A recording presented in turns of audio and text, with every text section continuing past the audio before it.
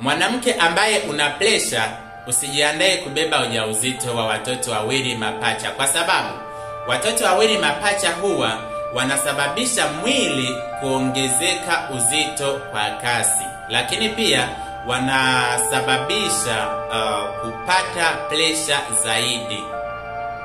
Kwa hiyo hakikisha unajitibia pressure kabla hujajiandaa kubeba ujauzito.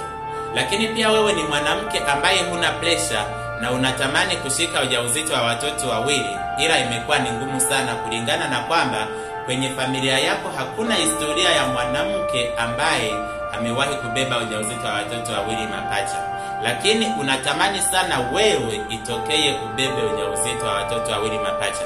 Hakikisha unaipata full package ya folic acid kit kutokea Ijue Afya Yako. Itakusaidia sana kuzalisha mayai kwa wingi, lakini pia itakusaidia sana kuondoa changamoto ambazo zinakuzuia kushika ujauzito kiurahisi.